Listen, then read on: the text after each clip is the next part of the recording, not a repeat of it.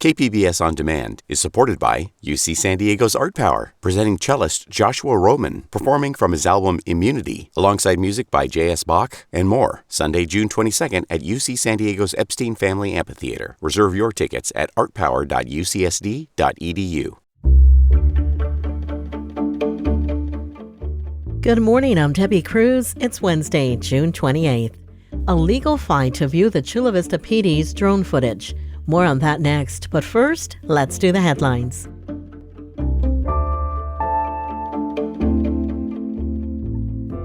The San Diego City Council voted 5-4 yesterday to give final approval to a ban on homeless encampments. It will make it illegal to camp in the city if shelter beds are available.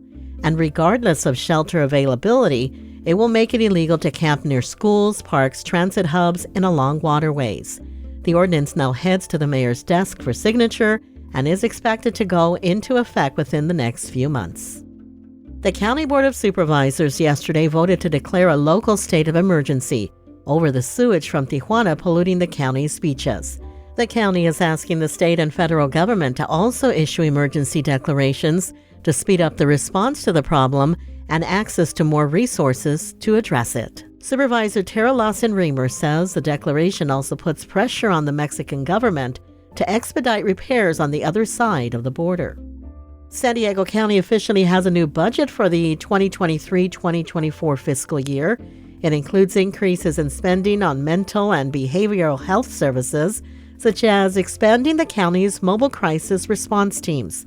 Here's Board of Supervisors Chair Nora Vargas on how the budget will address the region's homelessness crisis. Our budget is committed to making sure that $25 million is going to help us build more affordable housing through the Innovative Housing Trust Fund, and $5.8 million to homeless prevention for families experiencing homelessness. The budget passed unanimously. A local newspaper and the Chula Vista Police Department are in a legal fight about reviewing drone video footage. This is about how police agencies across the country want to use new technology for surveillance, and they don't want to show the public how they're using it. More on that story coming up after the break. KPBS On Demand is supported by Marrocale Design and Remodeling, helping homeowners with their home remodeling needs, from ADUs to kitchen remodels, room additions, and custom homes. Marrocale Design and Remodeling can help homeowners design and build their dream homes. More at trustyourhometous.com.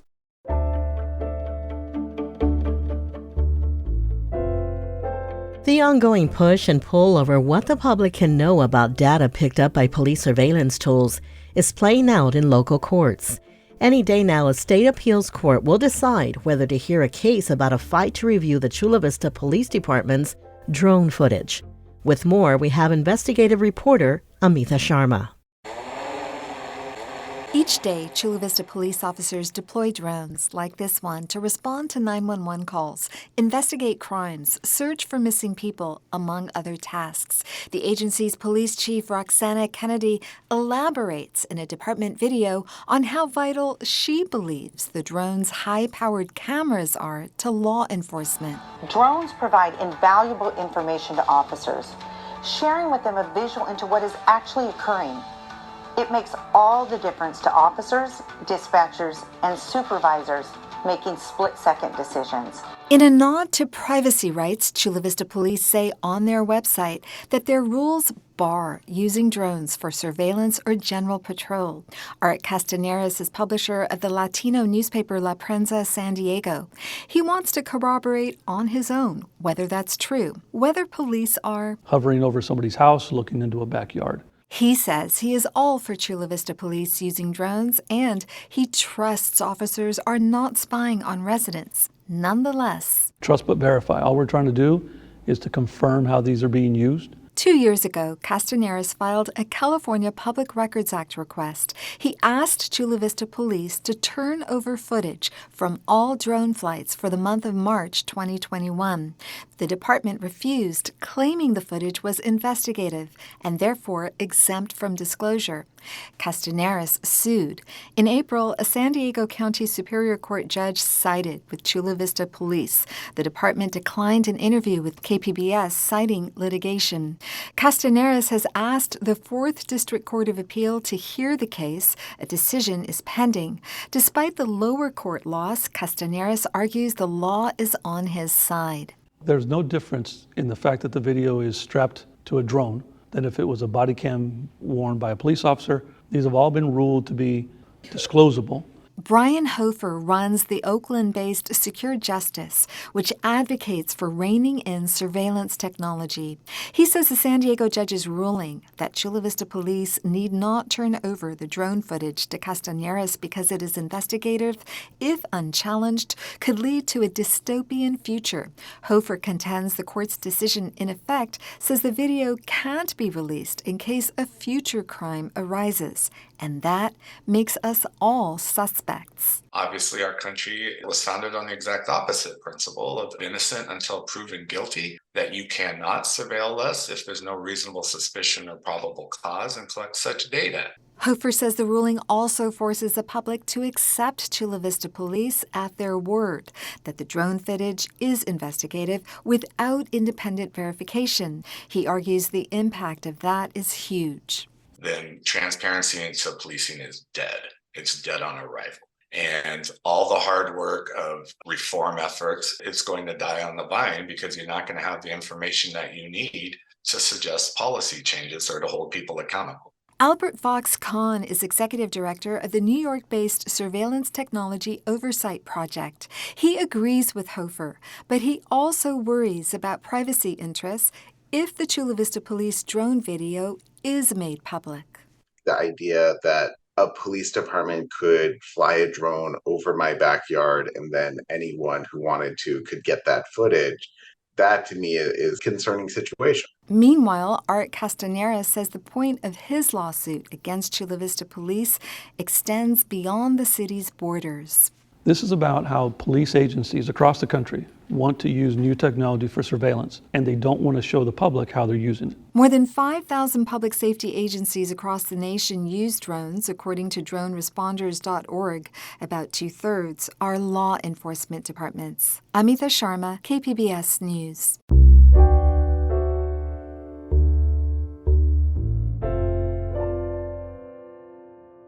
We're seeing an increase in the number of hate crimes reported across the state.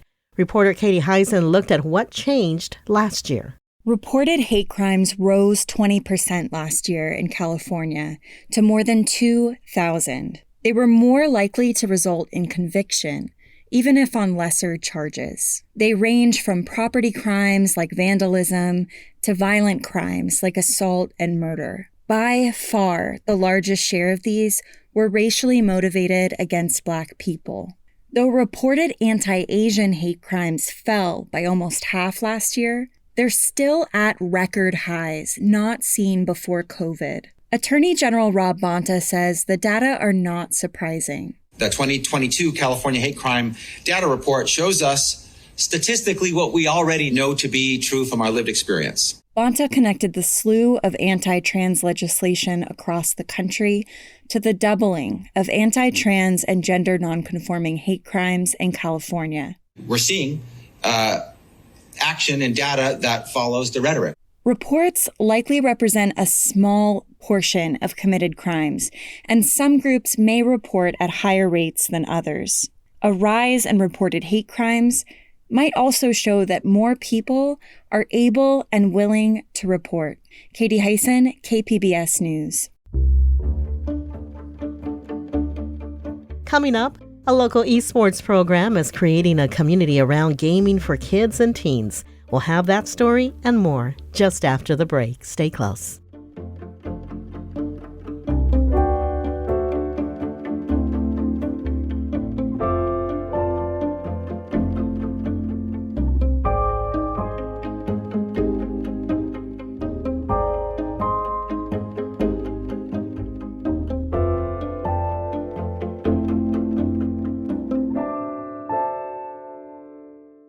KPBS On Demand is supported by the San Diego County Toyota dealers, presenting the new 2025 Camry with refined design and performance. Visit your local Toyota dealer to learn more about all the features the new 2025 Camry offers. The San Diego County Toyota dealers. We make it easy.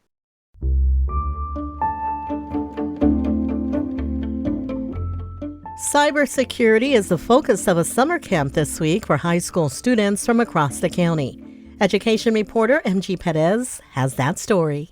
The curriculum includes extensive programs and protection strategies to keep cyber criminals from stealing personal data.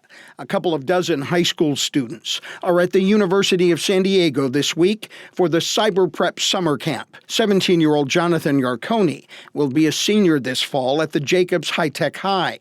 He also wants to be a mechanical engineer someday. I'm not interested in giving out any more of my personal information to data brokers than I absolutely need to, but there's only so much you can do without going full paranoid and just losing internet functionality. The USD training covers everything from protecting passwords and bank accounts to creating programs to protect the students' families from cyber attacks. MG Perez, KPBS News. Another activity kids may be up to this summer is playing video games.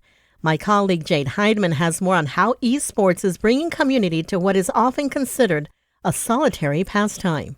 Oh my God, there's literally 3 seconds left! No! Oh my God, no!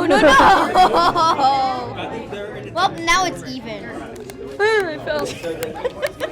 I'm not used to this. Weird. I used to use a Kirby. You're hearing the sound of kids playing Super Smash Bros. Ultimate, a crossover fighting game. It's a massively popular game with an audience that ranges from children to professional esports players.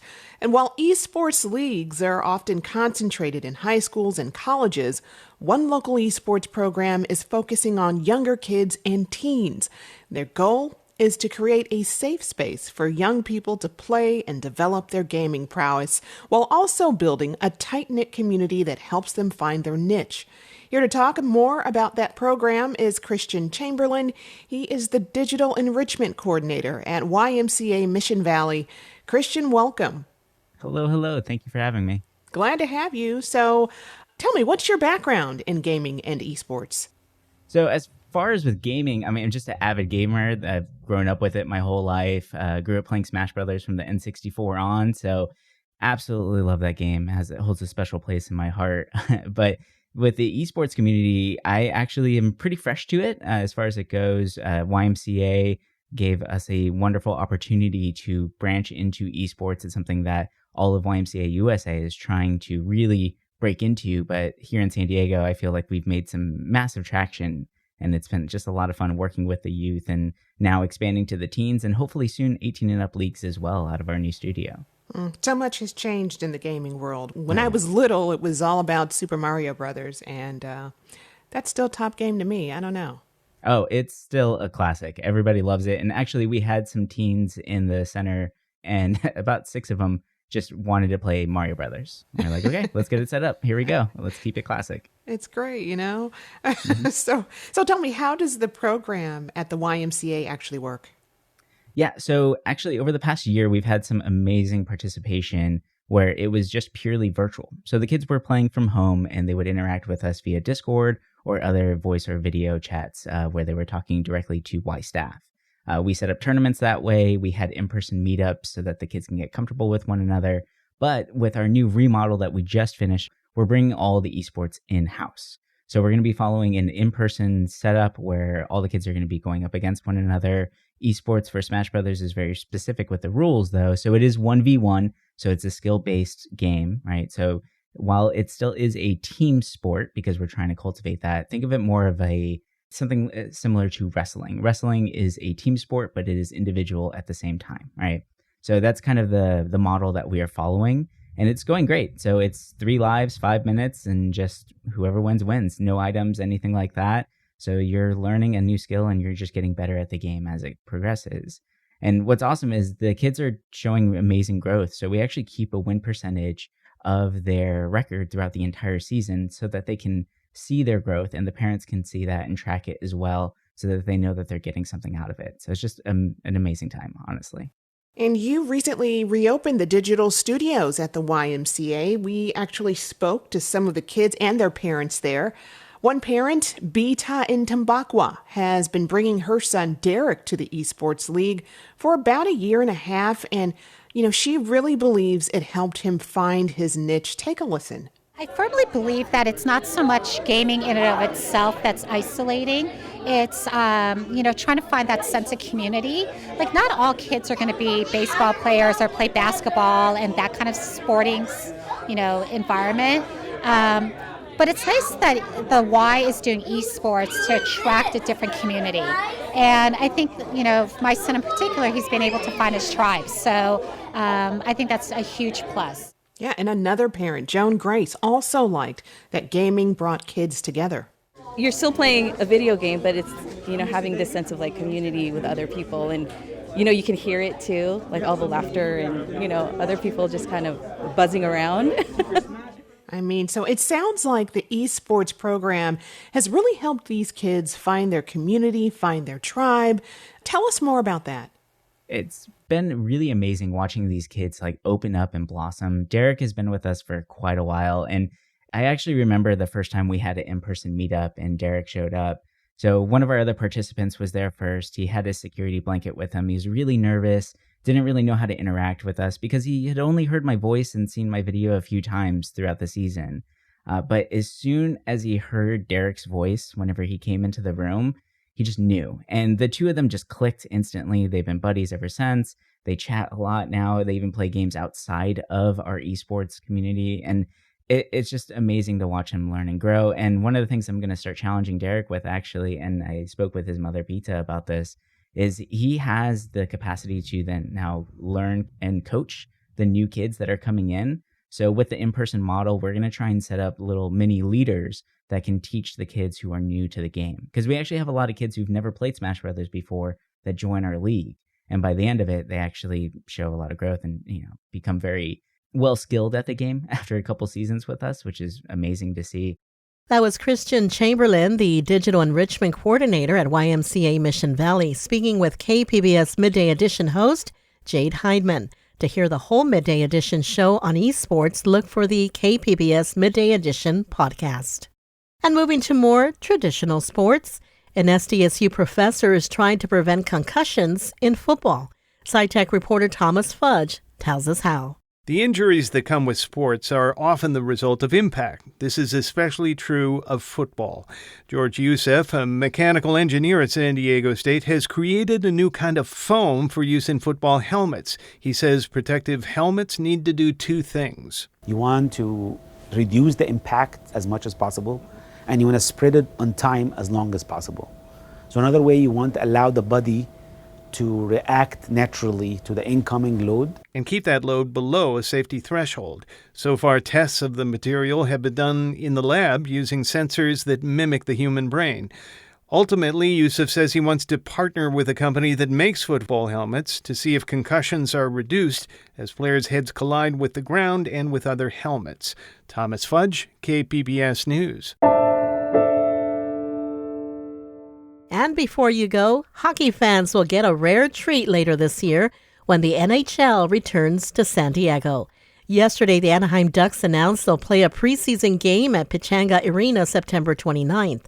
That's when they'll host the LA Kings. This will be the Anaheim Ducks' first preseason game in San Diego since 1994. Pechanga Arena is home to the San Diego Gulls, a Ducks affiliate. That's it for the podcast today. As always, you can find more San Diego news online at kpbs.org.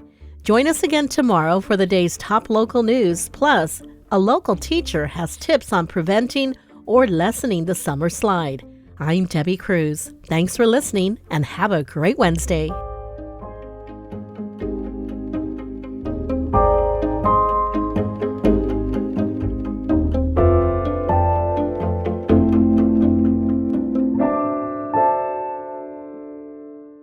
KPBS On Demand is supported by the National Conflict Resolution Center. Geopolitics, a divisive election year, and strained budgets are all topics that can create tension in the workplace. NCRC can help workplace leaders navigate polarizing issues with the Culture, Communication, and Conflict Certificate. More at ncrconline.com.